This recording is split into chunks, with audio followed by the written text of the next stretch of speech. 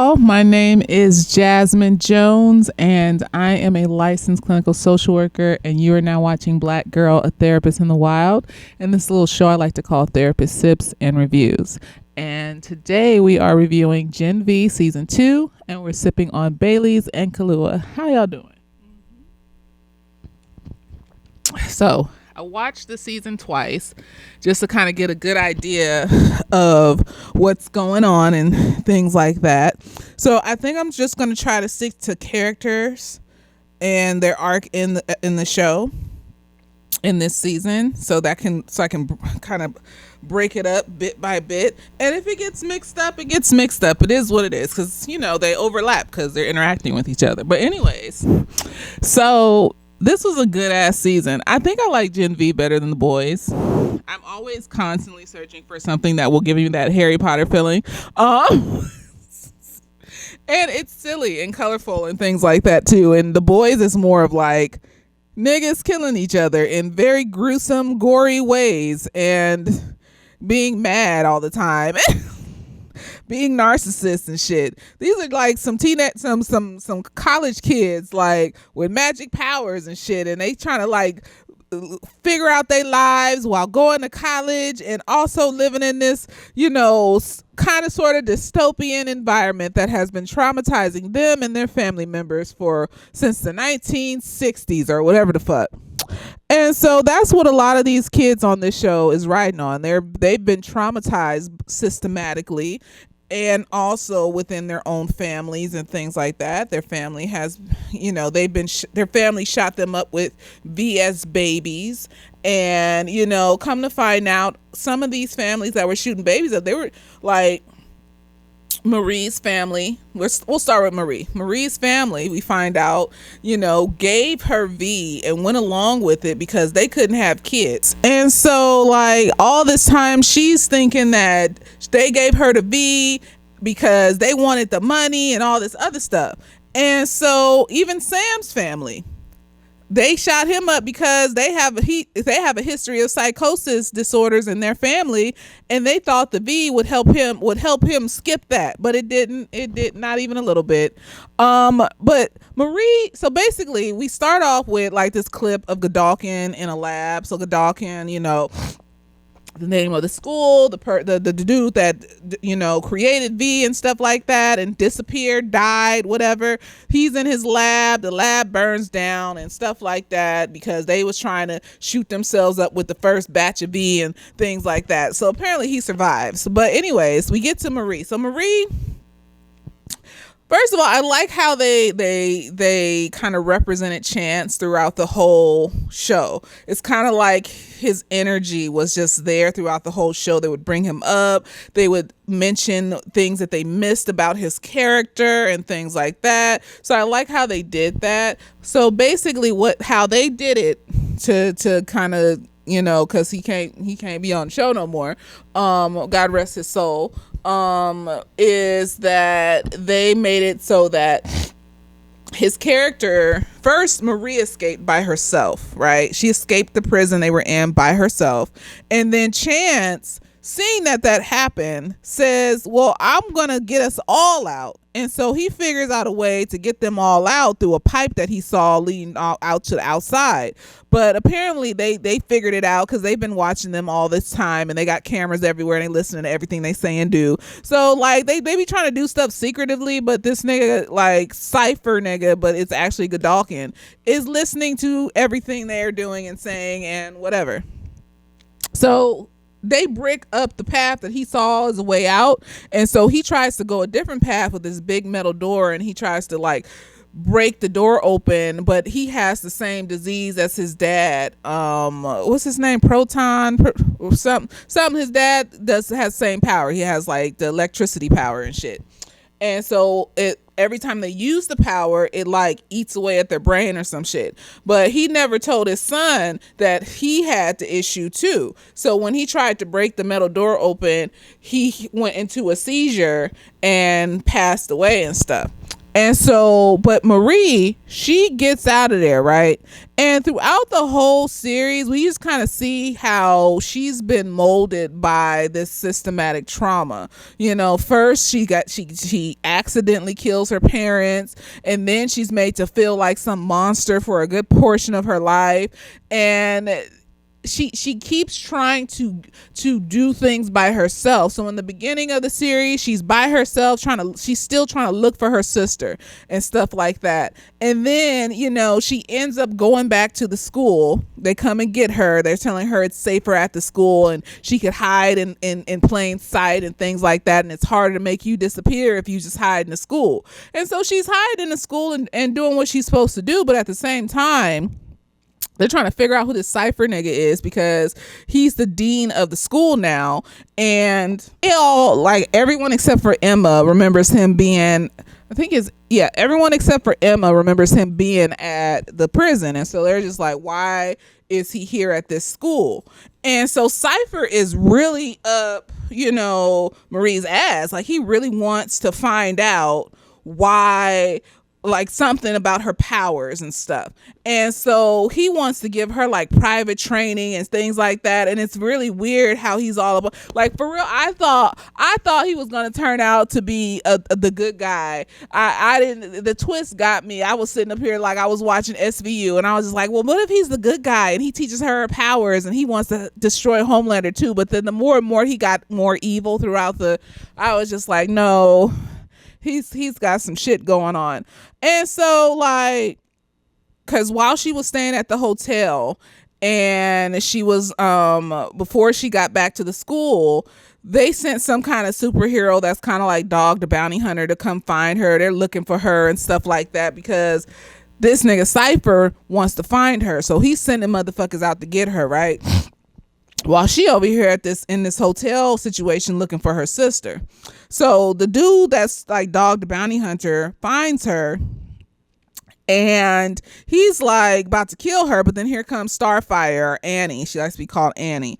And no, it's not Starfire, but that's something with lights and fire and shit. And so she tells her that she wants her to go back to the school and figure out what the school is planning with this thing called Odessa. So it's something to do with Odessa, and it's some kind of research thing or something. And Annie wants to figure out what it is and what it has to do with the students and the superheroes at the school.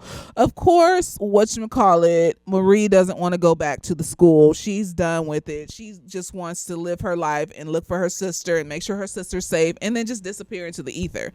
But because her friends figure out where she's at, because she defends this little black boy that's also a part of the resistance that's with, I'm just gonna call her Starfire.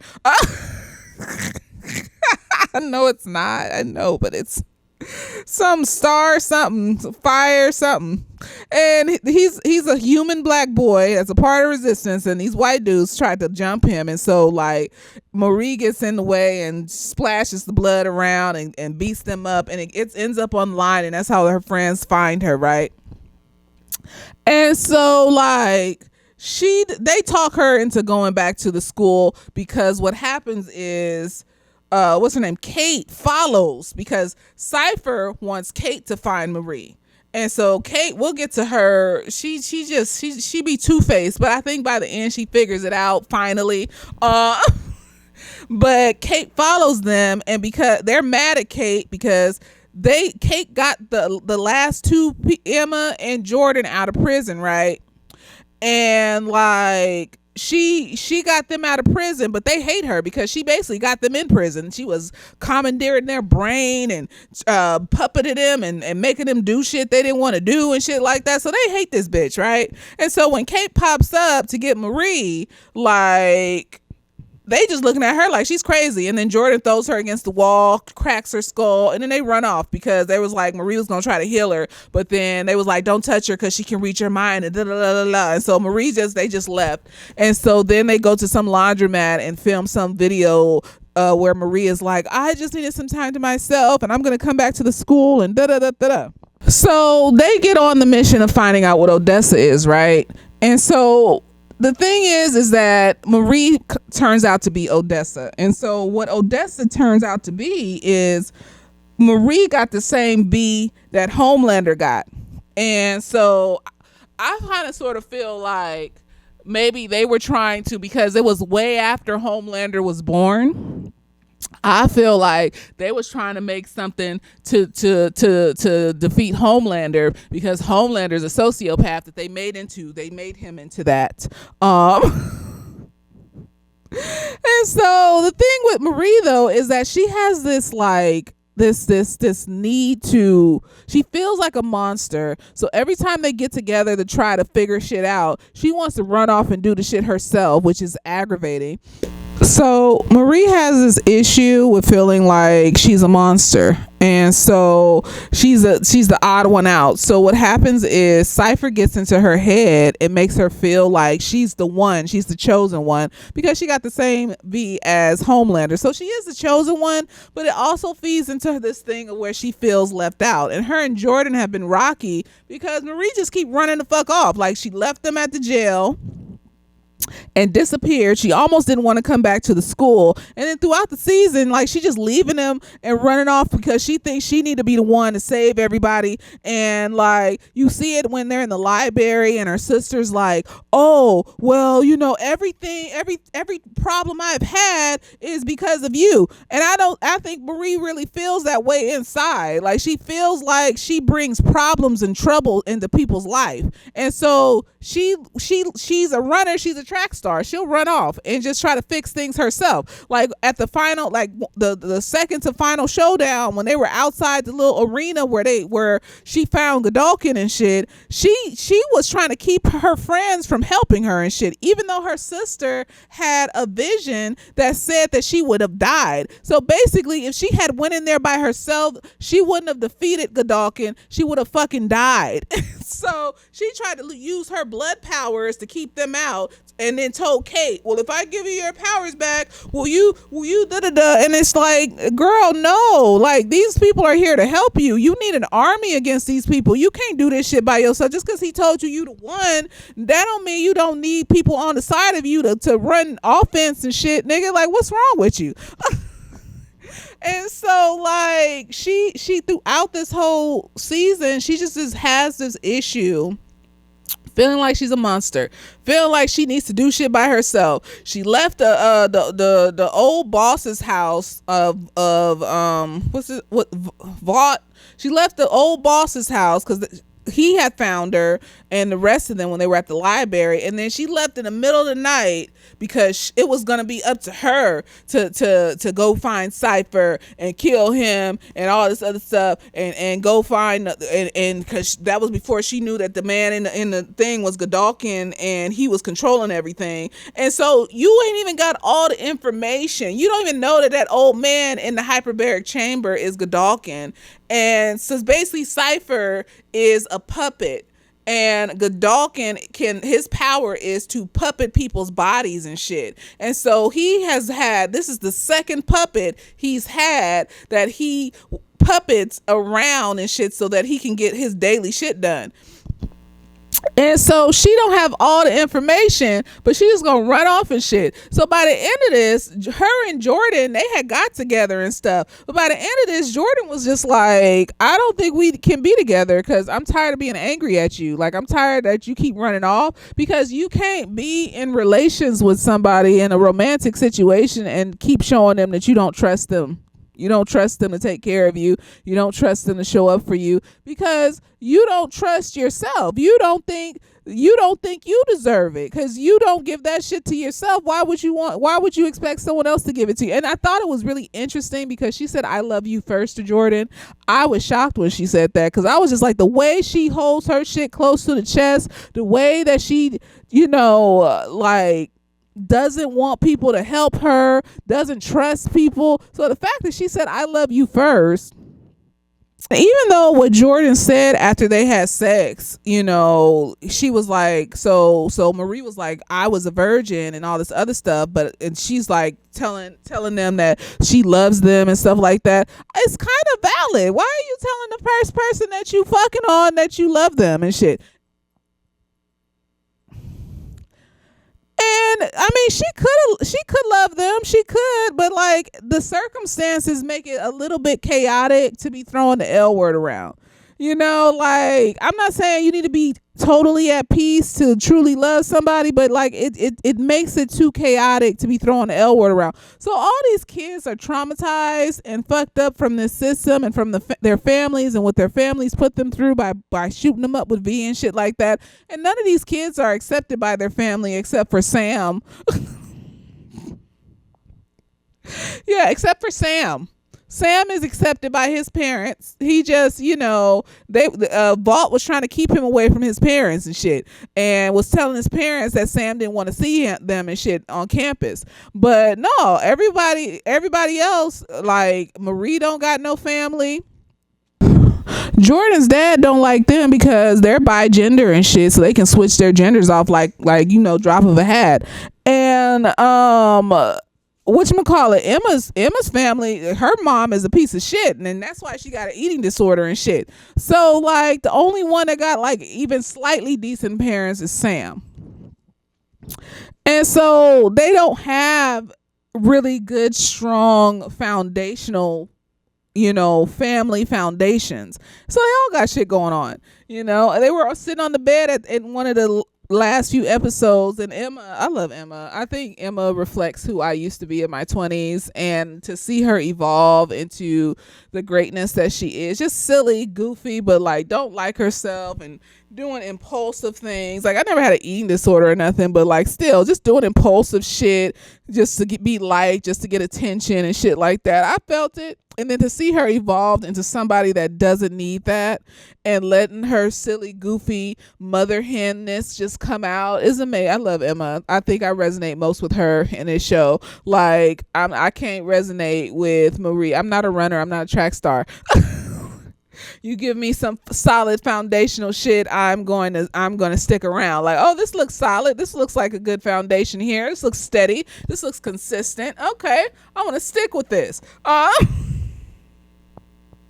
So like throughout the whole thing, Maria is just trying to find ways to run away, whether it's psychologically by believing what Cypher says about her being the one, whether it's physically by escaping jail by herself, or running away from old dude's house because she thinks she's going to be the one to find Godalkin, and he's going to be the one to answer all the questions and shit. Like why did you think the nigga that made the shit would be a decent human being?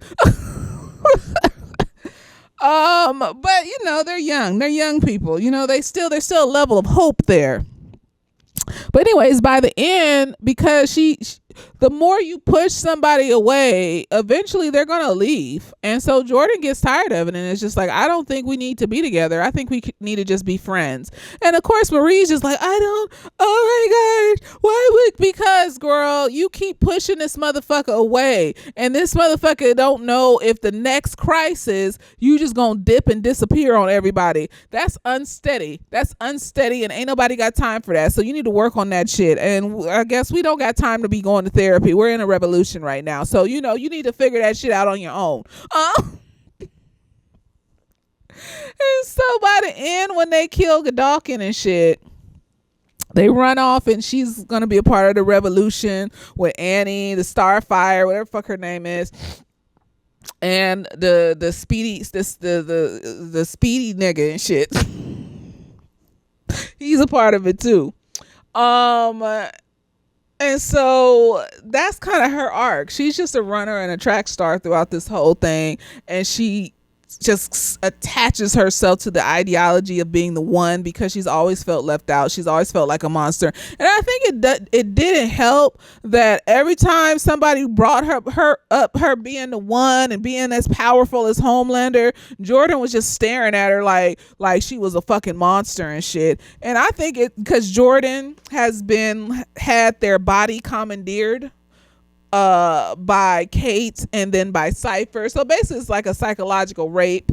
Jordan's on shaky ground right now. Like Jordan has some severe trauma from having their body commandeered by these people. And so they're looking at Marie like This is another way that they feel out of control, especially because Marie keeps leaving. I think that's the biggest thing. It's not just that she's like this powerful superhero, it's because she keeps fucking leaving and shit. So, like, Jordan, there's another way for Jordan to not feel in control when they've experienced multiple times where they have not been able to be in control of their body. And so they ain't dealing with that. They're seeking control. They need control at this point in time. Okay. Let's go into Jordan, because Jordan's pretty simple. So Jordan, gets let out of prison with Emma, and like Jordan is just like, they're going along with the game, right? They're going along with whatever Vault wants as far as telling a lie, because them and Emma have been put in this position where if they don't follow along with it, they're gonna go back to Elmira, the little superhero jail and shit, and they don't want to go back there because they've been tortured, they've been locked away, they've been traumatized by that. So that's another way that Jordan has lost control of their autonomy. So it's like multiple times Jordan has lost control of their body, their autonomy, their freedom, their psychology, their cognition, and things like that. So they're on shaky footing mental health wise. And so they're just going to go along with the story that Vault tells them to tell so that they can go along to get along for a little bit. But then this whole situation with Odessa comes up, and when Marie comes back, Jordan gets drawn back into this space of like, I don't like these lies and this bullshit. And then also because of the situation with Kate coming and finding Marie when Jordan and Emma went to go find Marie,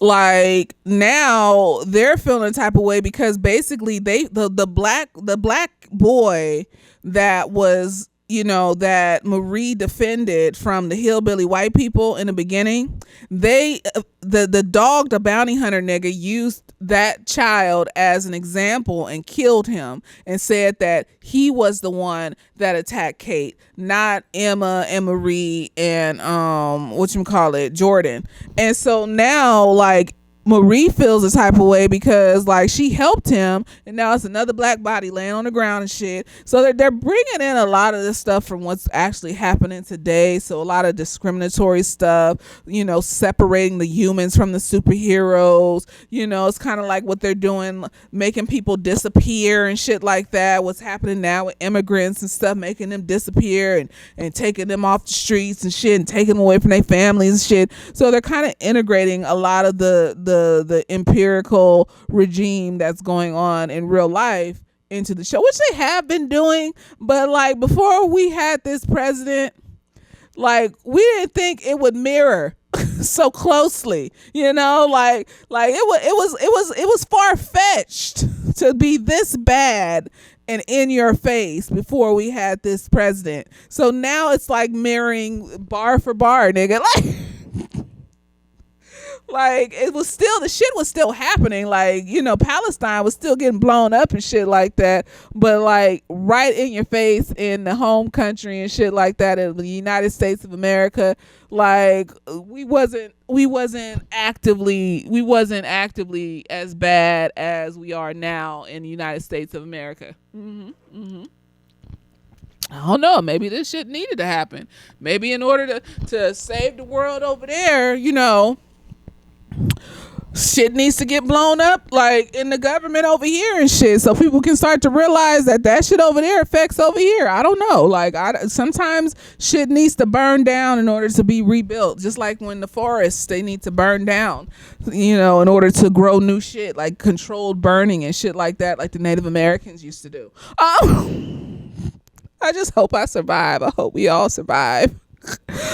But anyway, so Jordan is going along trying to figure out what Odessa is, and then they finally figure it out, and then they feel weird about like what's going on with Cypher and Marie. So they have this like Godalkin Day, they bring it back, and Jordan's supposed to be ranked at number 1 in the school or whatever. So they have Jordan come up and speak, right? And so at first Jordan's going along with the rhetoric and the bullshit and all this other stuff. And then Jordan just gets fed up and just says, you know what? It was Starlighters. There we go. It wasn't Starlighters that did what they did to Kate. It was me. And said that shit in front of everybody. I don't know why. I don't know what they thought was gonna happen. I'm just going to put it off to the impulsiveness of youth. And when you get the righteousness in your mind as a youth and you just think that people are just going to listen, and then they don't. And so how Cypher decides to clean it up is he makes Jordan and Marie get into a battle royale and shit, right? Neither of them want to do that, but what Cypher feels like is he wants to evolve Marie's power to its biggest extent, and he thinks that trauma is going to do that. But what you don't realize is that you don't need to traumatize people to get them to learn. You just take your time with them, just like you would with a preschool student. Like, you don't have to traumatize preschoolers to get them to learn their ABCs most of the time, do you? Like, and if you do, something's wrong with you. Like, why are you traumatizing preschoolers? So you just gotta have catchy songs, consistent phrases and things like that for them to eventually get it. You don't need to traumatize people for them to get what you want them to get. Usually people that feel that they need to traumatize folks for them to learn some shit are most likely like manipulative, emotional, abusive, narcissistic, sociopathic type people. Something's wrong with them. But he feels that he needs to put Marie in these situations. So he makes Marie fight Jordan. And then they didn't know that so at one point when Marie was training with Cypher, she had Jordan and Kate go to his house to see like if they could find anything out about Cypher, because at some point when Kate was at his house, she saw that he had some room with like a metal door and some random shit in there, so she wanted to know what it was, right? They thought it might be useful. And so they go to his house and find the shriveled up old body in the tank situation, right? And so while they're doing that, Marie's training with, Cypher, and she sees, because she can sense what's in your blood, and she didn't sense any V in his blood. So she assumed that he was just a human being with no superpowers, right? And so, like, they want to get that on film, him saying that he's a human being with no superpowers. So they concoct this plan, and Emma shrinks down and goes into the toilet, and this man has a full shaved sack, very shaved, very full sack as he sits on the toilet.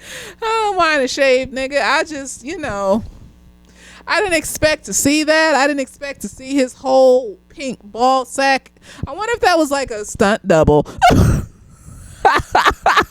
I want to know. Was that a stunt double, or was that his full ball? Was that his actual ball sack and penis? And I mean, you did a good. He might wax. Like, that nigga looked like he waxed, and whole booty hole was clean and clear. And I was just like, wow, look at this. He doesn't like a hairy ball sack. Ain't nothing wrong with it. Ain't nothing.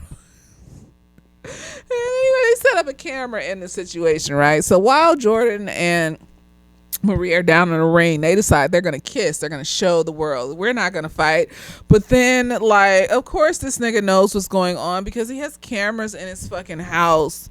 He has cameras in his house. Like, they're just doing shit. But because he wants to use Marie, he's not going to tell Vaught about what's going on with these kids. He's just going to let them do what they want to do. And so, like, they set up a camera, and then whatchamacallit, what's her name? Kate tries to trick this nigga into saying that he's a human, and then he shows her who he is, and he starts to take control of Jordan's body in the ring and make Jordan start hitting Marie, and then Marie uses her blood magic to make Jordan float in the air and shit, and she wins the fight. And so this is another point where Jordan feels violated mentally and basically felt like he was in the back seat of his own mind and couldn't control his body. So there's these moments, because you have to really think about it, because if you don't think about the concept of somebody controlling your body and you not being in control of your body and how traumatizing that could be, whether it's sexual assault, whether it's a physical assault, whether it's a mind assault, whatever it is, like, that's trauma. Because at first I was kind of annoyed with Jordan every time he would look at Marie like she was scary and shit like that. But then I had to start to realize, no, this nigga is traumatized. Like, this nigga has been mind raped and shit.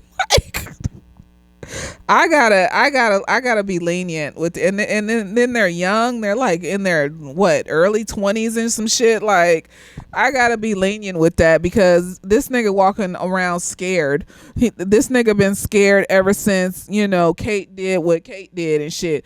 So Jordan's fragile. Jordan's fragile, and that's what the nigga said too. That's what he said, that Cypher was just like, you're so fragile in your mind because and I can easily control you because you're so vulnerable and fragile and shit. Because the niggas traumatized, like they've been through some shit, and now you traumatizing them even more. They've had their control taken from them over and over and over again. And at this point, they've been broken. That cocky motherfucker that we saw in the first season, that motherfucker's not there anymore. I hated that Bob. When that motherfucker turned into a nigga and had that bob, I was just like, why can't, because in the other season, like when they were a girl, like the girl had the little bob, and then in this and then the dude had this nice cute little haircut. Why are we giving them both the same haircut? Because I hated that little turned up bob when that motherfucker. I hated it on the girl version too. The bob was ugly. Did we not want to do extras with the hair? We just kind of threw some shit together. Like, what is it? What's going on? The bob was ugly. We could have did better. We could have. We didn't want to. So, Jordan is going through all this stuff while still trying to build this relationship with Marie. They fuck at some point. Marie tells Jordan that she loves them. I don't know. I think because they're so androgynous. Even as a girl, they're androgynous. My mind goes to him. But no, them. They're so taken aback by the fact that Marie said that. But at some point, they get a pep talk from like one of their friends or something, one of the other characters, and then they decide to tell Marie that they love her too. But by the end of it, though, they're done. Like, after Marie put that motherfucker up in the air with the rest of them, when they all wanted to go into that building with her and find Godalkin, I think at that point that motherfucker was done. That motherfucker said, you're not about to keep controlling me. I don't want to keep being angry at you because you don't know how to emote. So we can just be friends. We can, and that fucked her up. But no, nigga, like, you keep fucking with him. You keep fucking with them. Like, what did you want them to do? Like, you can't keep commandeering motherfuckers' autonomy and shit and thinking that they're gonna, especially when other people have commandeered this motherfucker's autonomy and shit, and think that they're gonna just be okay with you doing it too. Like, absolutely the fuck not. So I got it. I mean, in the next, if there's a next season, they might just combine the two, because the end made it seem like they were just gonna combine. They were just gonna pop up on the boys, and because the boys supposed to come back in April. And so anyways, like, by the end of it, Jordan and all of them, they defeat Godalkin, and Jordan runs off to be with the Resistance as well. And then we got Emma. I love Emma. I just feel like she's just the sweetest little thing. She's just the sweetest little thing. And so she comes out of jail. She's traumatized. She's kind of sort of dipping back into her old ways of impulsiveness and seeking outside validation and shit like that, just because Andre died. So they're all traumatized from Andre's death as well. Like, especially Jordan and Emma, because Jordan and Emma saw him pass out, have a seizure and pass out and shit. And so, like, Emma is really traumatized because Andre made her feel seen. And, she doesn't know how to handle it. So she goes to Andre's dad because Jordan doesn't want to go to Andre's dad. She goes to Andre's dad, and is like going to tell him about Andre. And I love their little relationship. It's like his dad becomes her dad. It's so sweet. And it wasn't like gross or creepy or weird at all. Even when they was in the library and she got hella big and her titties popped out and everything, and all he wanted to talk to her about was why she had to throw up over and over again to get small, because they're using the excuse that they need to self-harm in order to use their powers. Like, Marie needs to cut in order to get blood. No, you can use any blood that's around. You can use blood that's still inside the body. You don't even have to have the body be open to use the blood. But you wasn't seeing past needing to cut yourself because you don't like yourself because you think you're a monster. And then, Emma learns how to, get bigger and smaller by, finding out that there's some girls in the resistance in the school, and then one of the girls can commandeer your power for like 60 seconds. And so she commandeered Emma's power, and then, like it was nothing, got small, got big, got small, got big. And so she taught Emma how to do that without having to vomit up and do all this other stuff. So Emma learned how to do that. But still, like, when she was overwhelmed, when she was upset, like when they captured them after they was trying to get Kate out of jail, she was still vomiting up all her life and everything like that. So when she first comes out of jail, she's still kind of in that space until she runs into Andre's dad. I think he kind of acted like a surrogate parent for her, because I think all she has is her crappy ass mom that always wants her to look perfect and be extra skinny and all this other stupid shit that's giving her an eating disorder and a self-hatred for herself. And he gives like a steady foundation for her to see that, she deserves to love herself and shit. And so what happens is, like, she goes with him to the library to find out more about Godolkin and find out about this Odessa stuff. And the fact that it's just sitting around, but the thing is, it's orchestrated. It's orchestrated by Cypher and Sage, and we'll get to Sage because I find Sage to be a very interesting character. So it's been orchestrated by Godolkin and Sage for them to find these things. That's why as we go through the season, they're not running into as many obstacles as they should run into, going and sneaking around and doing Scooby-Doo shit, because it's all been orchestrated by Godolkin and Sage. Well, by Sage. Fuck Godolkin. By Sage. Sage is the mastermind of all this, but we'll get to her because, like I said, she's an interesting character. So, at first, Andre's dad is, depressed and going through shit because his son is dead and all this other stuff. But then, like, he finds out that Cypher was at the jail with his son, and now he's at the school, and that motivates him to want to be a professor at the school. They've gotten rid of all the human professors. The humans at the school that do work at the school are second-class citizens. They got to go through a special gate, and they got this motherfucker with x-ray vision looking these motherfuckers up and down and shit. It's gross. They can see, and he's leering at them, like he's licking his lips every time he lands on their genitals. It's gross. It's disgusting, but they can't do anything about it because they're in, a militarized state at this point by the superheroes. And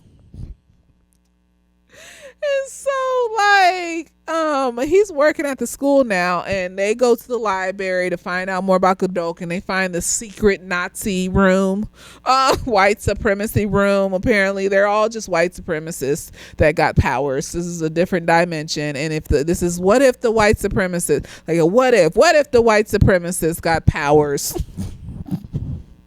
Lord, don't ever let that happen. In the name of Jesus, don't let these white supremacists end up with magical powers. We would just, I don't know, we might have to go underground, y'all. Like that nigga from Vought. Like, we had to gather together and build bunkers and shit and figure out how to build one with no money. So, they find out the Odessa file. She take the Odessa file to Marie and it's like, this is your Odessa and da-da-da-da-da. And then, like, there is this coffee lady, They got a little Starbucks in the school or some shit, Jitterbug. There you go. And she works there, and somebody keeps putting up this star that represents starlight, and it's like it's the starlight. Girl, it's so close. It's so, I'm just.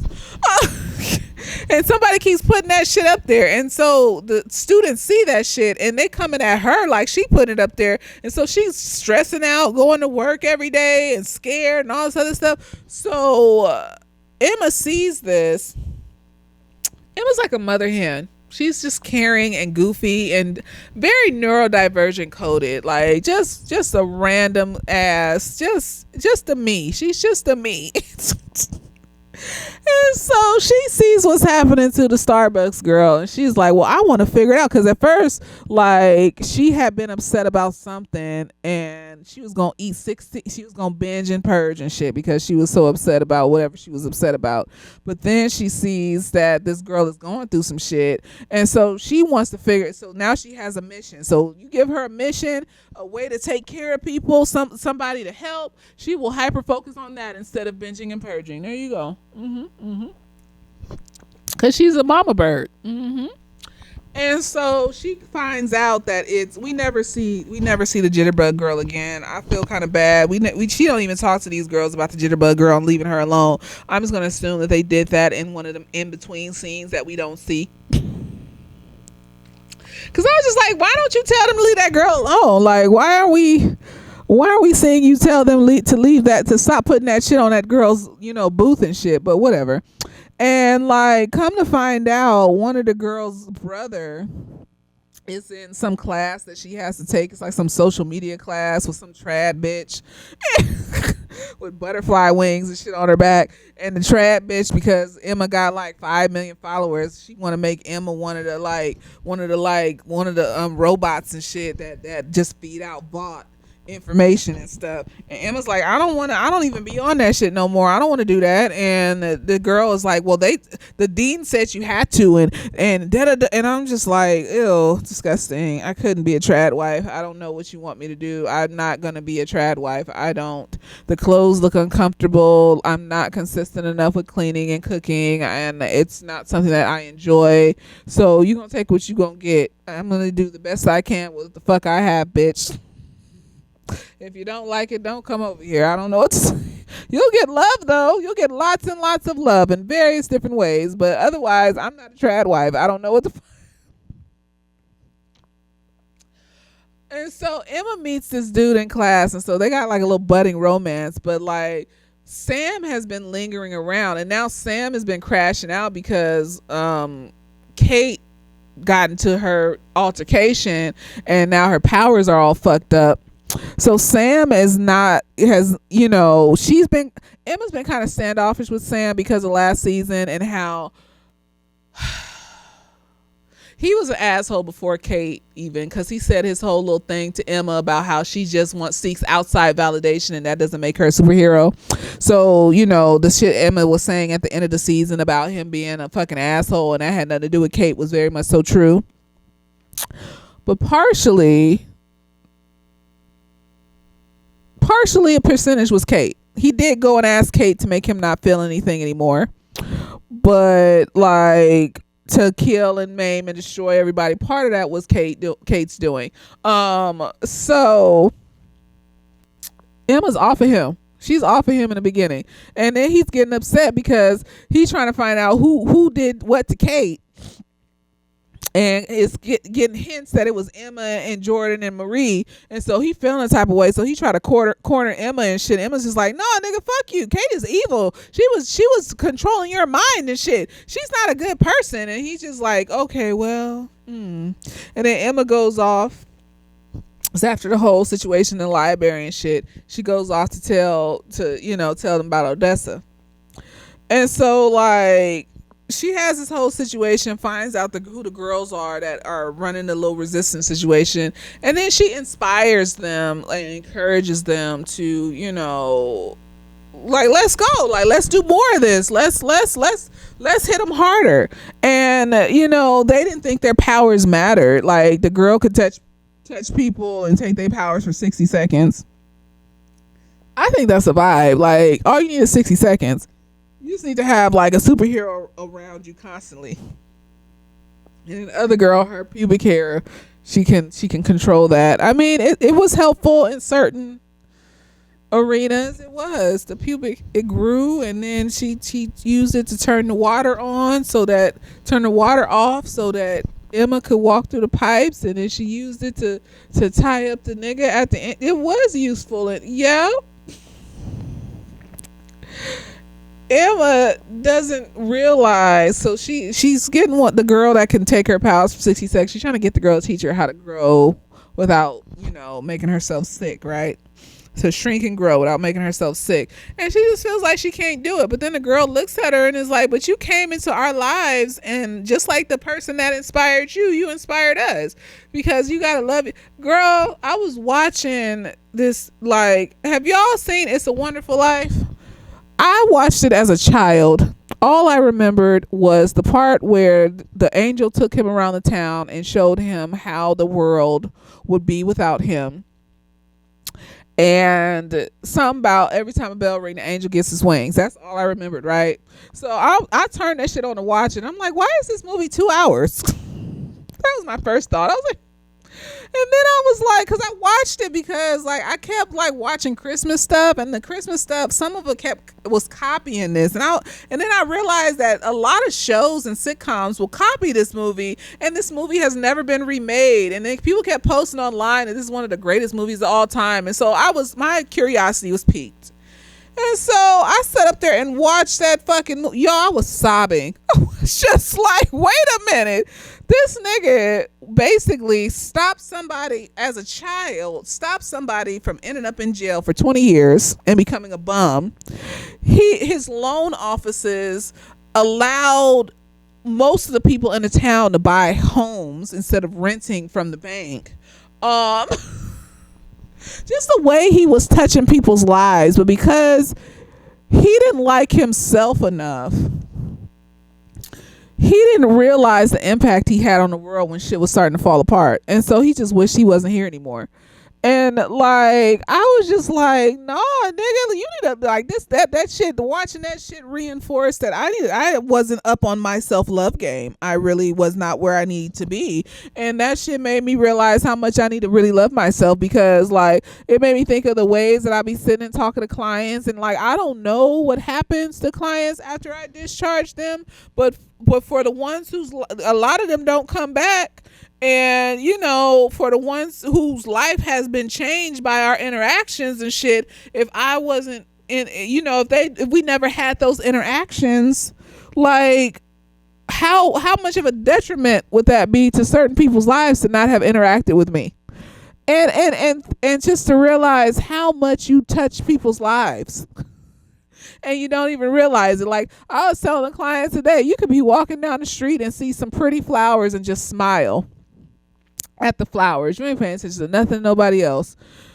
But there could be somebody walking past you, see your smile, and that could encourage them to. They probably wanted to kill themselves that day, and your smile and happiness encourage them to stay alive. And I'm just the smallest thing. You ain't gotta end up helping people buy houses and giving therapy. It could just be the smallest impact, but it's like the butterfly effect. It touches everything. And if you weren't born, if you weren't there, if you even just take yourself out of the world, how many impacts are you taking away from the world? And it's not even just about like I'm here to impact other people. It's about like, imagine how much you just would love yourself more if you just realized how important you were to this space, to this world and stuff, And so I was watching this, and I was watching Emma, and I was just like, I was watching all of them, and I was just realizing how much they don't love themselves. And when that girl told Emma how much she inspired her, I don't even think that crossed Emma's mind. She was just getting high in a dorm thinking of ideas and shit that she thought was interesting. She didn't think that was impactful like that. She was just, I'm sure Andre probably didn't even think how impactful it was to Emma to make her feel seen. Not to certain extents, like where you feel like you were important in implementing this too, and not in some conceited and fucked up way, but just like I was important in implementing your self-love as well. And so like if I wasn't here and you didn't have that experience with me, how long would it have taken you to have the experience that you needed to find self-love? Would it have taken longer? Would it have ever even happened because you didn't have that outside validation from somebody to just let you know that they see you, to feel seen? And I think that's what we go through the world not feeling seen and shit, so then we don't see ourselves. Like it starts off, we got to see ourselves. And that's where Emma's at. She need to see herself. And I think after that girl said that, she started to see herself more and more. And she was able to like grow big and grow small all by herself without thinking of bad things.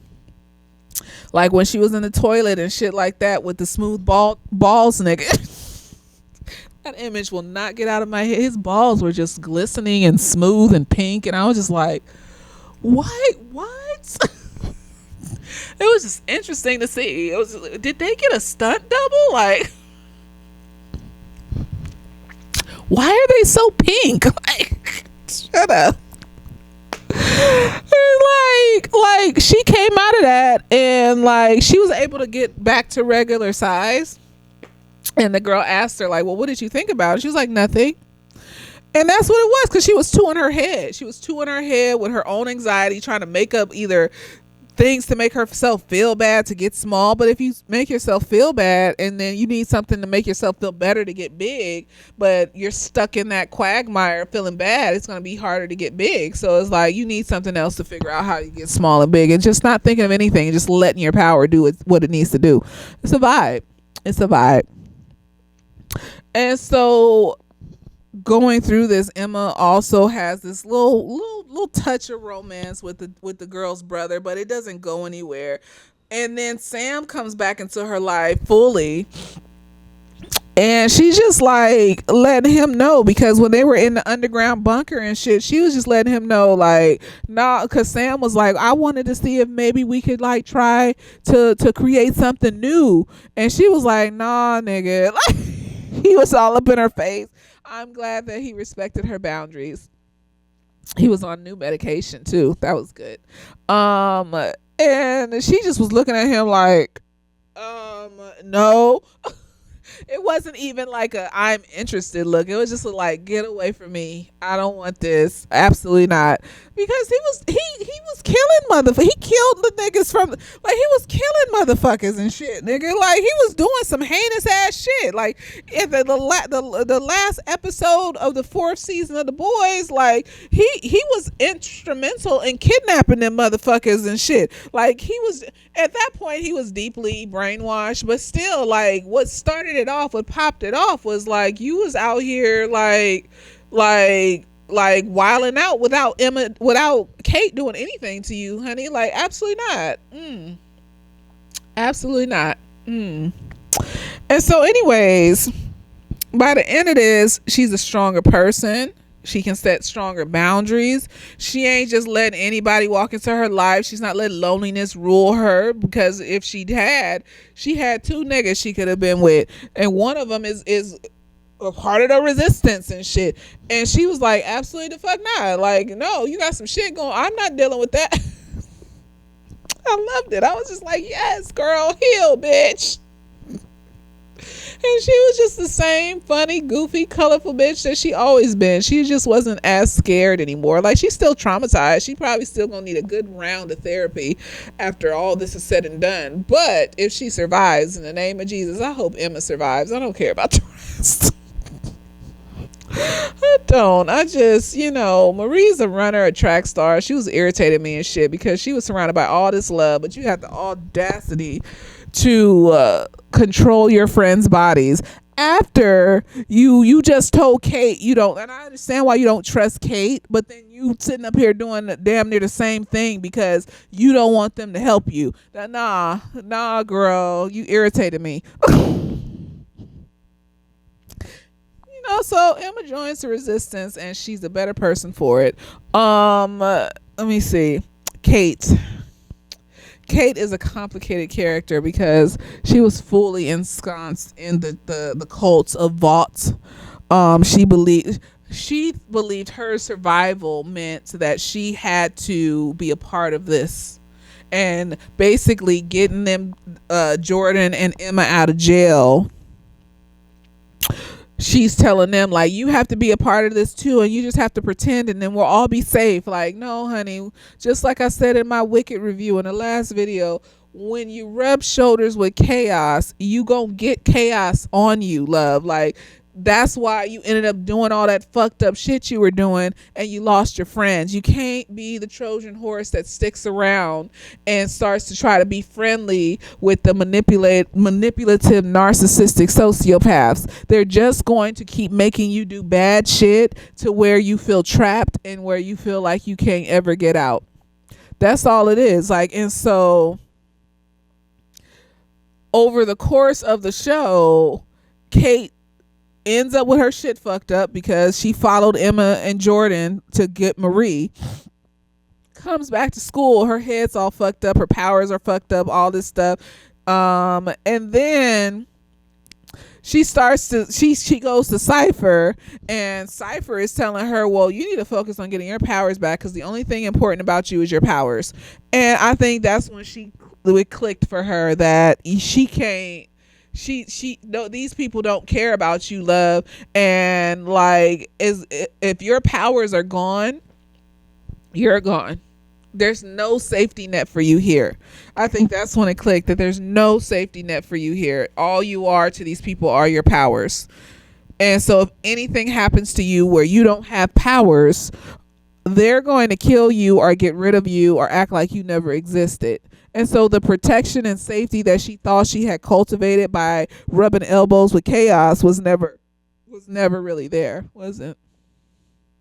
And that's when she wanted to start helping Jordan. Well, no, they came to her because Marie figured that Kate could help them get into the dean's house because she could control people's minds and shit. But then, like, she doesn't tell them that she don't got her powers until they get to her and Jordan get to the dean's house. And then she made the security guard fuck a gnome, and I'm just like, okay, girl, you need to tell these people that you ain't got your powers and shit, because this isn't what it's, girl. And so, we see this transformation happen where she starts to kind of want to get closer to them and want to be involved with them. And they're just really like, especially Jordan and Emma, because they had to watch Andre die, basically. And so, like, Jordan warms up to her a little bit. She's apologetic and all this other stuff. Marie don't trust her, but she's useful. And so Marie takes a minute before she has to prove herself. And it made me think, like, in order to fight the Empire, some of the people that have been made to rub elbows with chaos and do horrible things, do we forgive them if they show enough so that they can come out of it and actually fight against the regime with us? Or do we just let them suffer with the regime because of the shit that they've already done, regardless if they regret it or not? And I just like what Andre's dad said at the end when he was trying to talk Marie into giving Kate her powers back. Vought will make you do shit that you never thought you would do because it's brainwashing. It's a cult. And so when you're in a cult, like, you start getting Stockholm syndrome for the cult leaders and shit. You start feeling like there's no way out, so I have to follow along with this. Like these celebrities that are going along with the Trump regime and shit like that. Nicki Minaj. my thing is like you have to stand firm in being against it, because an engine can't run forever and evil empires don't last forever, because the people that you're hurting, every person you hurt is that, and you don't get rid of, or even if you do get rid of them, the people that love them and know that you were a part of getting rid of them is going to be another soldier added to the army that's going to come against you one day when people get tired. People will get tired of being abused and harmed. And there's more victims than there are abusers. And so it will fall eventually. It may take a few years. It may take a few months, but it will fall eventually, because chaos is an engine left running, and you can't leave your engine running. It will fall apart eventually. Goodness is constant cycles of, I go through something, I work through it in a positive way, I get past it. I go through something, I work through it in a positive way, I get past it, till you get to a point where the good moments last longer and longer, and the bad moments start happening less and less. Now, will the bad moments stop happening altogether? No. But when you rub elbows with chaos and you just decide that you just want to live in the badness, then that means the bad moments will last forever. There will barely ever be any good moments. There'll be less and less good moments and shit like that, until the good moments don't even feel good anymore. I'd rather be in this path of the good moments feel good, the bad moments feel bad, but I'm able to work through it and get back to the good moments and live my life like that. Chaos doesn't allow for you to enjoy goodness. So there's no point in being a part of it. Chaos just wants to kill, steal, and destroy. That's the goal of chaos. So they're going to trap you in it, and they're going to make you a part of it. So you feel beholden to the chaos because you've done all these fucked up things, and you feel guilty, and they count on your guilt and your shame to keep you in place. And so do we let those people back into the fold if they can prove that they have been unbrainwashed? Because I would say Kate proved enough to show that she isn't brainwashed anymore. Maybe not 100. I don't trust white people. maybe, because I don't know what's gonna happen when the boys come back in April. Like, is it gonna be like? Is she still going to be a sleeper cell? Are they still going to be able to, like, is she going to get kidnapped by Vought, and like they're going to be able to get all this shit out of her, secrets out of her because they tortured her or whatever? I don't know. But for right now, it seems like she's figuring it out. But I would keep an eye on her. Because she's done horrible ass shit. So it's one of them places, because like, how much do you forgive when a person is trying to show that they are coming out of the brainwashing?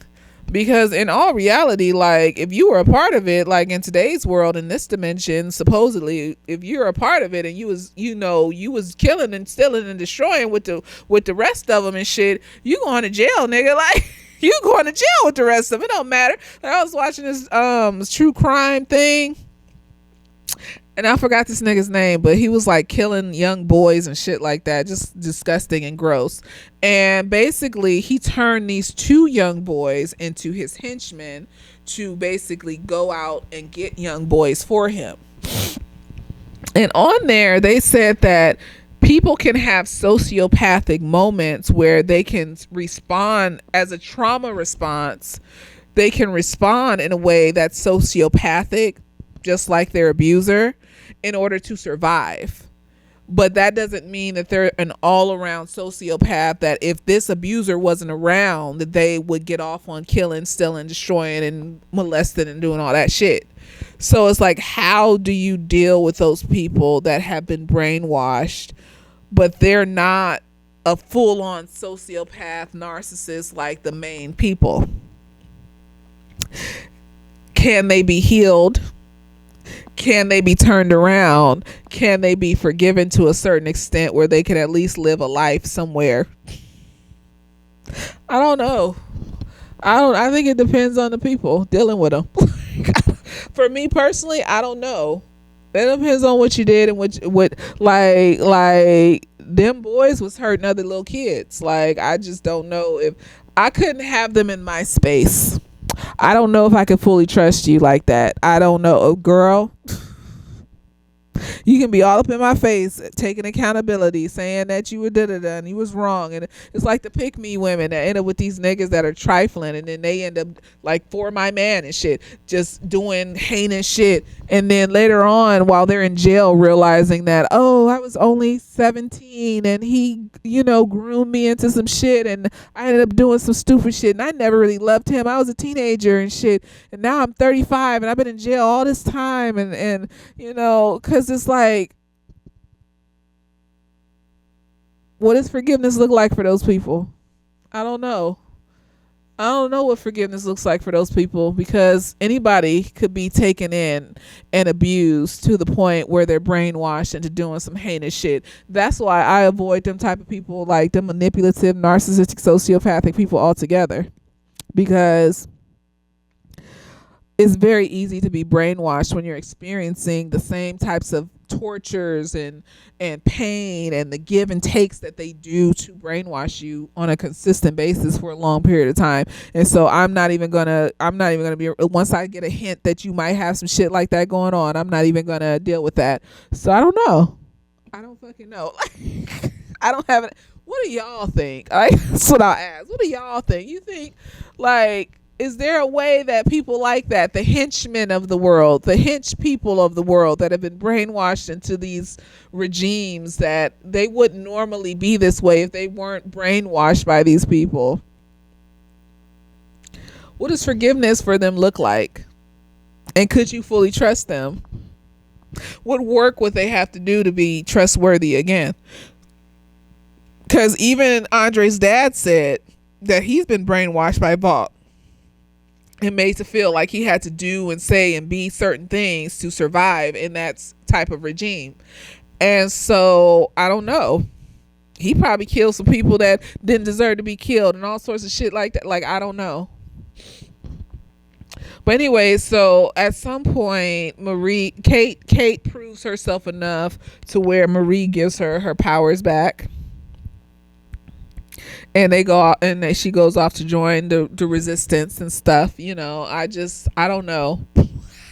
I would just be keeping an eye on Kate, because she can touch you and change your whole trajectory of your psychology and your cognition, and just, I don't know, because I won't say that she's like a sociopath or a narc. She doesn't get off on hurting people. I'm just gonna say that she gets scared and does some weak-minded ass shit when she gets scared, and I can't have motherfuckers like that around me, because I don't trust weak-minded ass motherfuckers that can easily be talked into some bullshit. I just don't trust that. But living out in the world far away from me, being free and shit, I don't know. Maybe it depends on what you do. It depends on what you do to prove that you aren't that way anymore. It depends.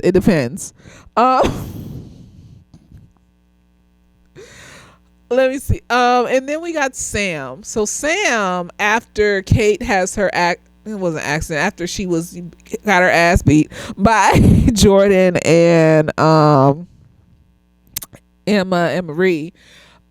She basically can't, he was using her like as a drug to not have to think about all this shit that he's been a part of. So now he doesn't have her anymore. So he's slowly falling apart. When Emma comes back, he's still got the Kate drug in him.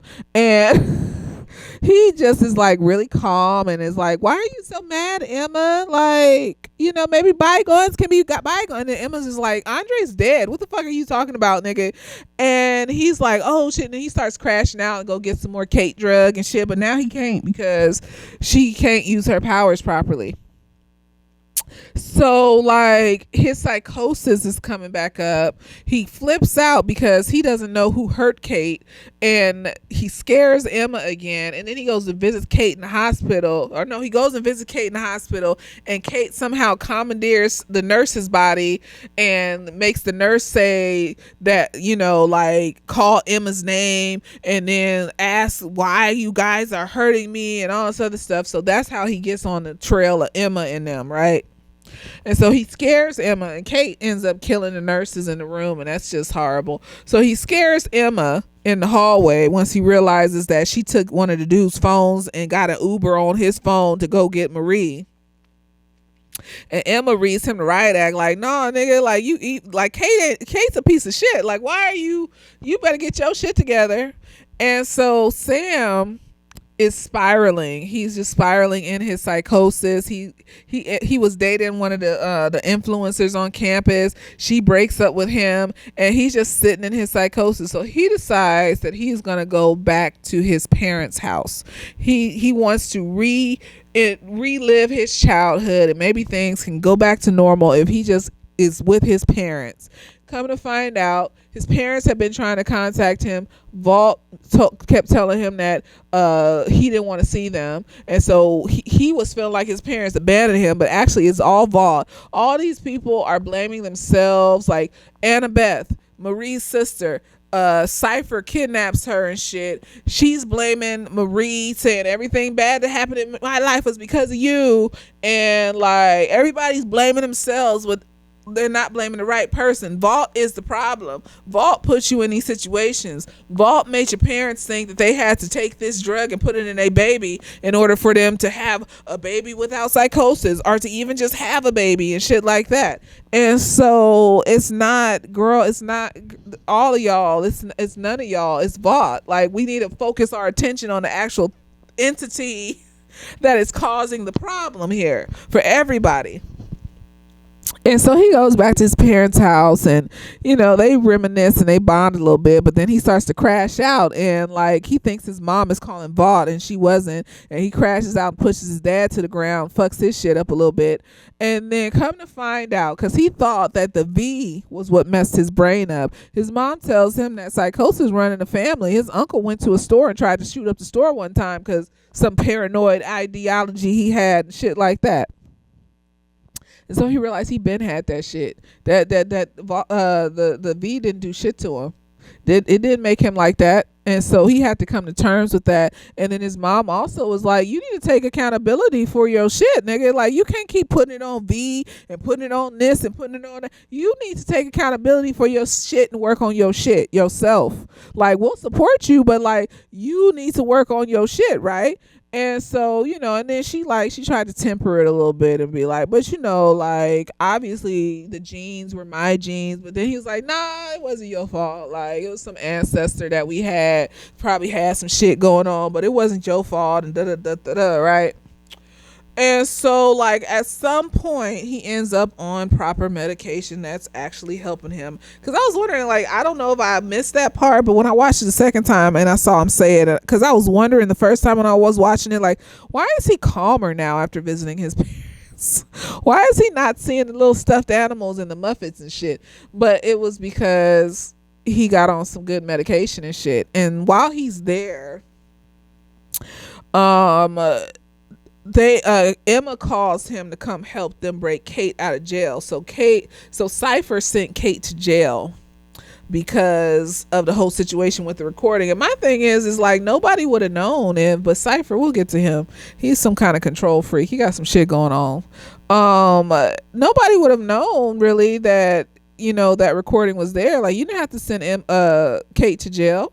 But they want to break Kate out of jail because, like, they escaped the jail, and Marie doesn't want to have Kate in there, and she feels like it's fucked up, so she wants to help Kate get out of jail. They all end up getting caught anyways. But before they go, Emma calls Sam, and she's like, we need your help to get Kate out of jail. And he's like, I don't want to go, and you were right, Kate's a bad person. And so he refuses to go, right? But anyway, so they end up getting caught, and they end up, that's where Marie finds out that Cypher got her sister Annabeth in the jail and shit.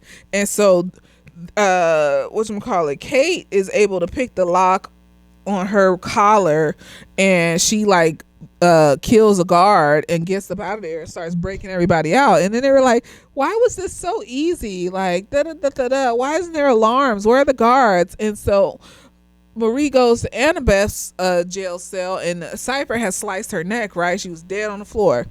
And then Marie brings Annabeth back to life, and that's when everybody started looking at her like, "Oh shit, she's the one. She got the superpowers and shit, right?" And so like they all get out to jail, right? And so Sam, they go to the library, right? The abandoned library after they get out to jail, and then that's where the whatchamacallit, the old vault boss, whatever, the nigga from Breaking Bad, that's where he picks them up with the vice president's daughter. She's his granddaughter, so she's with him. I wonder how that's gonna play out. Like I'm assuming she's still on the side. She's on the side of like wanting freedom for everybody and not just the superheroes and shit. But then the nigga that was also fighting for freedom for everybody, but has some type of mental break or some shit. Like he killed her mama and shit. So I don't know. I don't know how it's gonna play. We'll see. So they go to his house, and Sam trying to be all up on Emma, trying to mac, and Emma's like, absolutely the fuck not. Absolutely, you got some shit going on. You've traumatized me. Absolutely the fuck not. And even at the end, Emma's just like, I'm not dating anybody. I don't have anybody to be with at all. But I feel like Sam is in a healthier state now that he's in, he's got his medication. I don't know how he's going to get refills on his medication, him being in the resistance and stuff, and, going to a pharmacy and getting like, his prescription and whatever. But I hope he stays on his medication, whatever it takes. Maybe Marie can do something for his brain and shit so he don't got that shit no more. You never know. The fuck? Let's get to the bad guys, the bad people. So we got Cypher. Cypher is really Gadal, whatever his name is, Godalkin. He's really Gadal, and he has his body in a hyperbaric chamber in his house, and he's controlling this dude named Doug, and he's been controlling him since 1996. Doug has been in prison in his own mind since 1996, and I felt bad for Doug when the night stalker, whatever his name is, stabbed him in the chest, because he just wanted to live and be free in the world, and this motherfucker killed him. And I was just like, why you gotta, he wanted to be free. And I mean, I know he tortured people and shit, but like that wasn't him. He wanted to be free, and I felt bad for him. But he's been commandeering this man's body since 1996. And now, like, when you realize that it was Godalkin all the time and shit like that, the moments where he would beat at the body that he had in the hyperbaric chamber, he was self-harming too. So, like, they're showing how mental health can spiral in these superheroes, and how they will result to self-harm as a coping mechanism, and it's not healthy, or they'll result to killing motherfuckers. But no, this nigga is a sociopathic narcissist. He needs attention. He wants to feel like a god. He wants to cull the herd and kill all of the superheroes that he feels their powers aren't good enough and shit like that. And he wants living gods to be walking the earth instead of like these weak ass superheroes and shit. So he wants a genocide, and he probably wants to genocide all the humans too. And so like that's his goal, right? So he comes into the school basically like he's after Marie, and he wants his everything else is just an experiment. Like he got this room full of kids fighting each other to damn near to death, but the ideology is that he wants to see how good they are, to see who got the best powers. But at the end of the day, he wants Marie. He knows that she's the number one. And Marie feels weird by this. She feels he got control issues. Like everything has to be in order and in place, because he can't really taste anything or feel anything with his senses and stuff. So he be drinking these nasty ass smoothies with fried chicken and some other shit in it, and it was gross and shit, but he can't taste it. So he's just like, this is protein and nutrients or whatever. I don't know. And so they find out that he's actually Godalkin at some point, right? And how they find out is that Marie thinks that Cypher is holding Godalkin hostage and shit like that. So she thinks Godalkin has all the knowledge on how to kill Homelander and stuff and how to kill the superheroes. And so she goes and she heals this motherfucker. And basically he's standing up like, I can do and I can taste and touch and feel and all this other shit. And the fucked up part is every time he uses his powers, his skin burns. And so he would still end up a burnt husk at some point if he keeps using his powers. But he doesn't care. It's all a part of the self-harm as well. Like, he doesn't care that his skin burns off. And so like they end up killing him. This is a nigga from the nigga that played Godalkin is the nigga from whatchamacallit. What is it? Not the Wiz, stupid ass, Wicked. he's the nigga that played, not the Oompa Loompa, the Munchkin. So he's in here, this little Munchkin nigga, and basically he's trying to like he so this is where Sage comes in, right? Sage is an interesting character because on The Boys there is no other black woman leading character, so isolated on that show it looks weird. Like, she over here caping for these narcissistic sociopathic niggas, trying to get them to, because she has this grand scheme, because her superpower is like being highly intellectual and smart, and so she has this grand scheme. We still don't know what her grand scheme is. She's out to start phase 2. Phase 2 was supposed to involve Godalkin. It was supposed to be their plan together. At first I was like, is Sage a sociopath? But then when I saw her with Godalkin and how she was getting connected to him and how she was getting her feelings hurt because he wasn't, and now I'm just like, is she, maybe she's just autistic and she's just hyper focused so much on her plan that she ain't got no emotional intellect. She got book smart intellect, but she ain't got no because if she had emotional intellect, she would have realized from jump that she wasn't going to manipulate Homelander. She's trying to manipulate these overt sociopathic white men. Like, you're not going to manipulate them in the way you want to. Like, she thought that once Godalkin got his body back, okay, we're going to go live in Vault Tower and we're going to implement phase 2 and fuck this school and shit like that. But no, he wants to cull the herd and kill all the weak superheroes. And you saw her lose the light in her eyes when she realized that nigga was not going to follow along with her plan. But at the end of the day, he was an op. He even said it, like, when he got up out of that fucking bed when she healed him, and he just kept saying she was right, and it's so annoying sometimes how right she is. Like, he don't like that she's right. He doesn't want to listen to her. He doesn't like that she's smarter than him. That's a part of why he veered left on the plan, because he don't want her to be smarter than him. This is a black woman. Why are you acting like you smarter than me? And then he even looked her in the face when she was like, when he bought the first batch of students in there to have, Mortal Kombat and shit. And she was just like, why are you doing this? We have a plan. And he was just like, no, but I have a better plan. Okay, honey. Okay. And she looked at him and was just like, okay, this nigga. And then, like, she had kidnapped Andre's dad and had him locked up in some glass room somewhere. And like, she goes in the room and is talking to him, and she's just like, what makes you suffer through all this pain in order to like, why would you suffer through all this? Like, the son is dead, all this shit. Like, she couldn't comprehend why he would suffer through all this. And it's just love. He loved his son. He loved to some extent the school and things like that. It's just love. And like, she knew the answer is love, but you ain't got no emotional intelligence, love, not enough.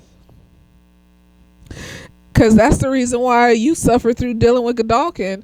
Like, you should have seen the signs from jump that he was a sociopathic narcissist, but because you wanted to be with him, you overlooked that this shit might fall on you eventually. She ain't got no emotional intellect.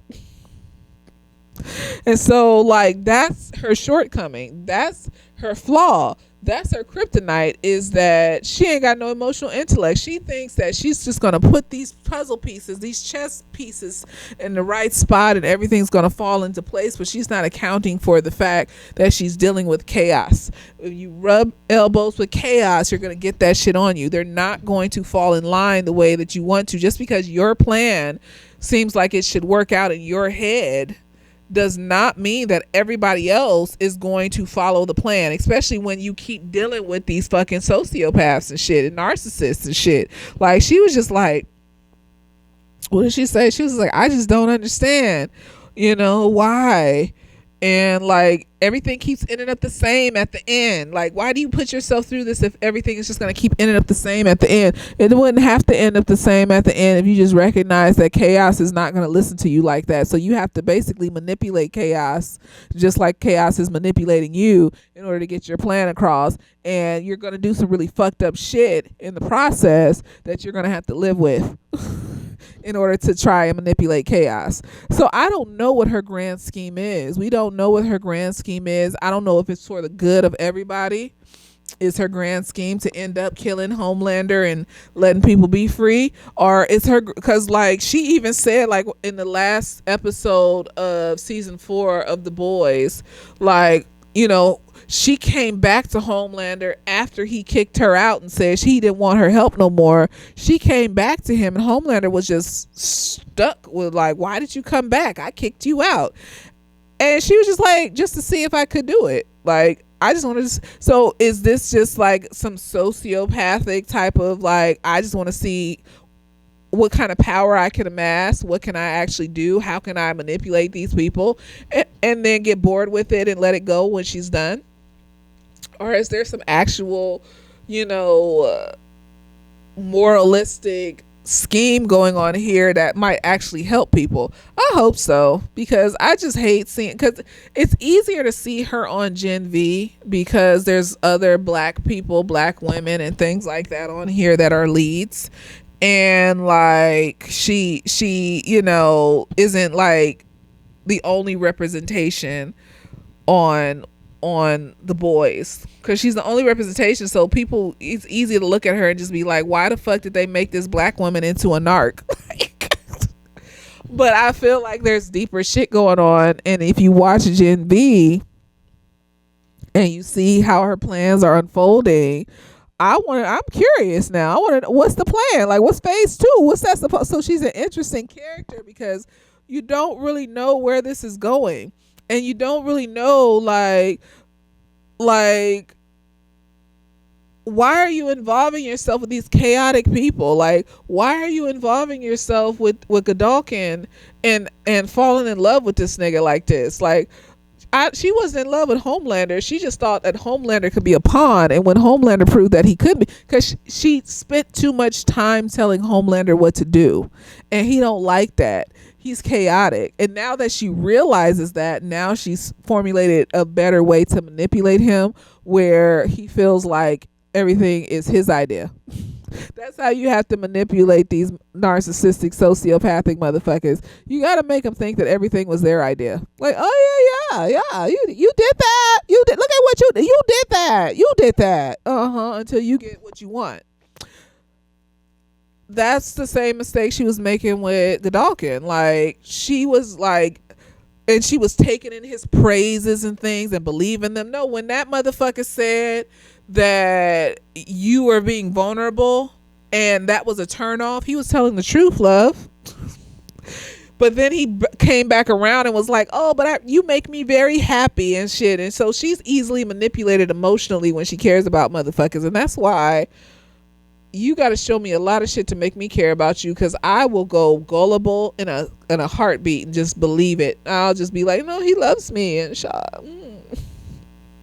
And I thought it interesting that Godolkin was talking shit about Homelander and how Homelander doesn't want to be surrounded by people that are on his level or have, are really powerful. He wants to be surrounded by weak motherfuckers so he can feel powerful. And I was just like, you too, nigga. You the same as Homelander. You got this bitch around you that you feel is smarter than you, and you hate that shit. You just as narcissistic as that motherfucker is. You over here sociopathically killing and slicing and dicing motherfuckers up just like this nigga is and shit. You ain't no better than this motherfucker. What are you talking about? But they don't see themselves, especially narcissists, sociopaths, psychopaths. They don't see themselves. So they think they're always right. And so you have somebody come in your life and show you a different way and show you that they're right too. They hate that shit. That nigga hates Sage. So I'm glad he died. Like, that nigga hated Sage. He didn't love her. He just was using her for what she could provide and shit. He didn't love them little comments he made as far as her being annoying because she knows everything, or him being turned off because she's being vulnerable and shit. Like, that nigga would have ended up killing her. And I think she realized it at the end when she saw what he was doing to them students, because she was just like, this is just a waste.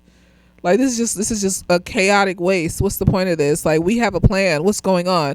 I have a better plan. Okay, nigga, you implement your better plan. And she saw it bar for bar what was gonna happen to that nigga, and she left. She said, well, can't be falling in love with niggas. Not socio, but like the thing is like, she's still stuck in that flaw, because why would you say that to Cypher or whatever the fuck that nigga's name is? Why would you say to him? Why would you say to him, oh, because everything always ends up the same at the end? It doesn't have to. You fucking with sociopaths. You fall in love with sociopaths. So if you chose not to fuck with sociopaths and fall in love with sociopaths, things would be different. You need to make different choices. That's on you. Like, was you drawn to Godolphin because he was smart? Everybody that's smart don't have to be a sociopath. They could be smart and also want to share space with you. This nigga wasn't going to share space with her for too much longer. That's why she was just like, okay, nigga, you have your chaotic ass plan that don't make sense. I'm gonna go back to Vault Towers and wait for the 5th season of The Boys. So no, I just feel like that Sage is an interesting character. I want to see her plan come to fruition. What is phase 2? What does that look like? What are you about to do up in this bitch? Like, I want to know. Let me see. And then Andre's dad decides to stay at the school. He's going to meet with Vault because Vault has found out Vault's coming to the school. And so I don't think Vault knows that Godolphin is dead yet. I just think they're coming to the school because Godolphin sent the video out to the students saying that he has a special class and he's picking certain students to come to his special class to see how powerful they are and shit. And everybody starts at 0 and we're going to climb the ranks and shit. So once they see that he's dead, he can't put it on nobody but them. They did it. Them kids did it. And so he tells them to leave and disappear. And so they all leave. Sam, Jordan, Emma, Marie, Kate, they all leave. Emma says goodbye to her friend's brother. Like, she gives him a little kiss and then she goes off. And they're in the middle. They stop the car in the middle of the road. I have no idea why they did that. Everybody got to go to the bathroom. So the ones with penises get to go to the bathroom. The ones with vaginas only, they trying to figure out where they gonna go to the bathroom. I mean, you could always pop a squad. It's not that hard. And then here comes Starlight and Anne, whatever her name is. And she's just like this mystical figure in the night, and she's gonna take them away to the resistance. And here come the speedy nigga talking about why y'all out in the middle of the street. See, that's what I mean. Like, even that nigga's done did some evil ass shit. Like, in the first episode, he killed that man's girlfriend, and that's how that nigga started being on a vendetta against all the superheroes and shit. When do you forgive? What do you have to do? He did a lot though. In the 4th season of The Boys, he was a spy basically. He was given company secrets and shit like that. Like, for me, Kate hasn't done enough. Like, she hasn't done enough. She just went along with what they asked her for her help. She went along with giving them help, but like the speedy nigga was just giving them secrets without even being asked. He was just like, and so I don't know. I don't know. What do motherfuckers have to do to show that they're not brainwashed anymore? To show that they can be trusted with secrets and trusted to fight against the regime and shit like that. What do motherfuckers have to do to show that? I don't know. For me personally, I don't fucking know. But there has to be, because we want motherfuckers to heal from the traumas they've experienced, right? We want even the worst of us. Like when you're in a relationship with a toxic motherfucker that's abusive, you stay in it because you think that you can change this person. What if they did change and they fixed it? Are you still in a relationship with them? Could you keep going forward? Could you trust that they would stay that way? I don't know. Like, I wouldn't take an ex back if they came back, but like, I don't know as far as like a friendship or something. I don't know. I don't know what you would have to show me. I don't know, because especially the speedy nigga and like Kate did some heinous ass shit. Even Sam done did some heinous ass shit. But that's why Emma's distant with him. Emma hasn't forgiven him to the point where like she not opening her vagina to him, but she'll be friendly. And she don't ever have to open her vagina to him to trust him and shit. But still, it's just kind of like, I don't know. What do people have to do for you? Do you think that they would have to do for you to be able to trust them again? To show, what would they have to show you? That's the question I leave y'all with. What would people have to show you? But that's my review of this season. Next week I'm gonna do Genie, because I've been talking about it and I want to do it. I don't give a fuck what you talking about. It's a good movie. Made me cry. But no, y'all need to watch It's a Wonderful Life. That's an amazing ass movie. They said James Stewart, whatever his name is, the movie was made in 1946, so he had just come out of World War II.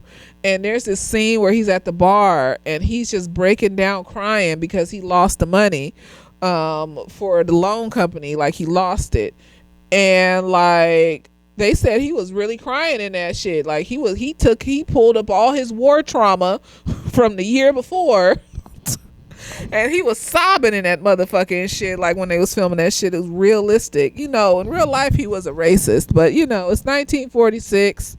Any movie that you gonna watch, most of these motherfuckers are probably gonna be a racist. So it's a good ass movie though.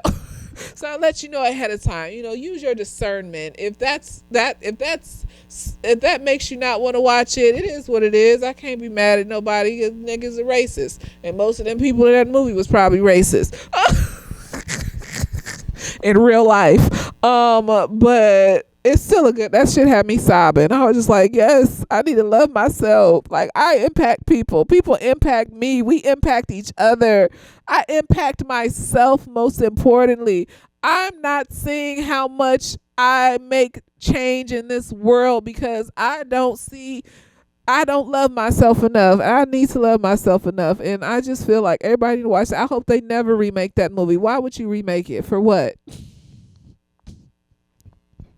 I hope they don't ever remake that movie, because like, they did a good job. You don't need to make another one. But no, like, that movie has informed how I watch this show. It's informed how I deal with my clients. It's informed how I watch or intake any other form of media. It's even informed how I view the empire that we live under, and the regime, and the people that are in it, and the levels people will go to when they don't love themselves and shit, and the destruction and the chaos they will cause, because that's how they feel inside. And it has made me reinforce why I need to love myself and be my own individual person as much as possible, and help people that want to be helped and shit. Reach out to people that want to be reached out to, and try to make active changes in the world as best I can with the energy and the strength that I have to give. But no, nigga, like, It's a Wonderful Life is a good movie. Y'all niggas need to watch it if you ain't seen it. But anyways, this was a good season. I liked it. It was a little rushed. I'll say that. But I think they're trying to culminate it with because they all got together at the end. So I don't know if there's going to be a season 3 of Gen V, or because all the main characters from Gen V are now with Starlight. So they're all together. So you can't.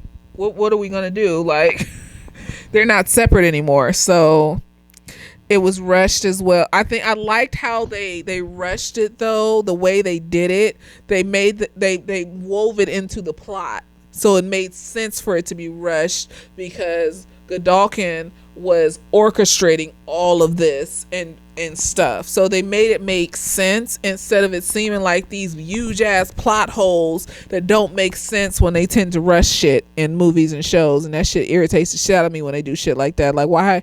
What, this doesn't make sense. Like, you need to go back and explain this. And it's like, no, because Godalkin's orchestrating everything so that he can traumatize this bitch into being the most powerful bitch so that he could commandeer her body and use her powers. He probably was going to use her as a little fountain of youth so he could keep healing himself and shit whenever.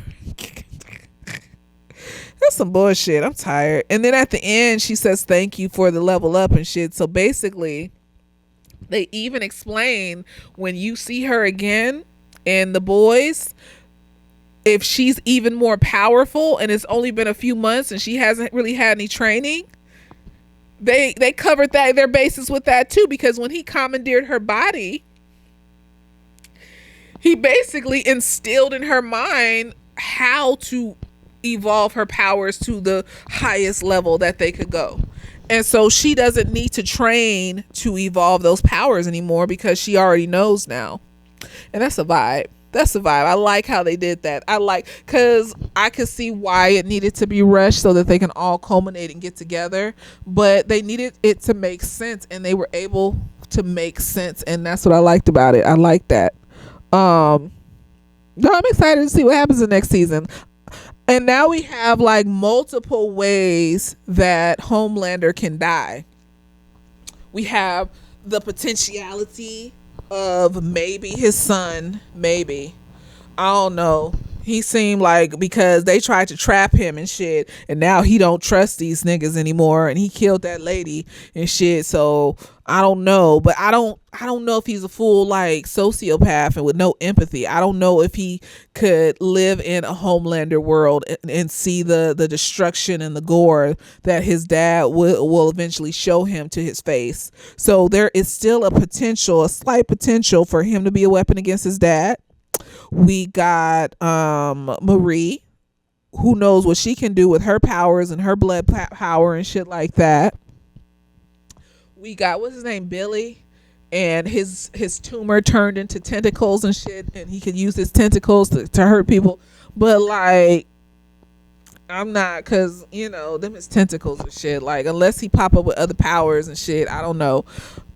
We got the Resistance. So we got multiple ways that Homelander can die at this point. And it's multiple people. So that it's an army basically. Because you go need an army against Homelander. Like, you can have your MVP players in your army, but them MVP players, I don't see them going against Homelander by themselves. I mean, like, Marie would, like, Homelander's fast with his powers, and so he could just shoot some laser out his eyes as soon as he see Marie and kill her ass and shit. So she needs people around her that know how to strategize and move her and put her in the right spot to kill this motherfucker, because she over here wanting to run, and that she ain't been to therapy. She still got the runner track star spirit in her. She needs people around her to maneuver her in the right direction, because she always want to be running off by herself talking about I'm the one. No, bitch, this is a organized system here. We're all working together to kill this motherfucker. You ain't the one, the only one. Like, you a MVP player, but you ain't the only one, bitch. Like, we're all in this we're all in this together. No, she needs somebody to help her strategize. So Starlight and whatever the fuck her name is, Annie, is gonna be that person for her. And so I like how they did that too. So it's not just one person going up against Homelander and shit. It's a team of people going with magic powers going up against Homelander and shit. And so I think that's going to be an amazing season, and I'm excited to see it. And yes, this was a good season. Like I said, I keep trying to find Harry Potter replacements and shit. This was my Harry Potter replacement. This and what is that shit on Disney Plus? The Olympians. What is it? I'll put a thing. The Olympians and the little boy and shit. The Rick Riordan book and shit. I know the nigga name. I forgot the name of the book. Whatever that little child's name is, and he's a son of Neptune and shit. That show. I'm trying. And then the black one, the crossroads and shit book. The I'll put a thing, that book that's been a Harry Potter replacement, but he said he's only writing 3 books. Like, I need like somebody to come up and write 7 fucking books, and then they turn them into movies, and I need an extensive. But you know what? 3 that's the best we can do. That's all you got in you for this series. I understand. I'm not a writer. That's not my medium. I get bored. I don't feel like it. I know I need to write a book one day or some shit. I don't. Maybe one day I'll be able to afford a ghostwriter. I don't fucking know. That's not my art medium. Like, so I can't be up here judging motherfuckers when I don't know how much strength and dexterity it takes to do that shit. Like, he may not have it in him to write more than 3 books. I don't know. Just the same reason I couldn't be mad at Jordan for being scared of Marie and shit, because bitch, you keep running off. Like, and Jordan over here been assaulted multiple times and had their body like commandeered from them and shit. Like, they already got like people making them feel a type of way because they bi gender and shit. So they already got body issues already and shit, and now they got their motherfucking body commandeered by motherfuckers and their autonomy taken away, and then they being in prison and shit. Like, and now they don't feel in control in their own relationship because they bitch keep running off and shit, and she also got superpowers that are greater than theirs. And so like there's another way that you don't feel in control. It's just a cycle of not feeling in control for Jordan. So I couldn't be mad at them. I was just like, I understand, Jordan. You were brave and strong enough to set a boundary with Marie and say, I can't be with you. You're exhausting. And that's a vibe. I felt that in my spirit. She is exhausting. The bitch keep running off and don't trust people to care about her, and nobody likes to be mistrusted, not trusted. If I love you and care about you, and I've told you I love you and care about you, and you are treating me like I don't love you and care about you, I'm not going to be around that. I'm not dealing with that. You're treating me like my love isn't real, and that's gaslighting. You're making me feel crazy. I'm not dealing with that. I'm going to leave.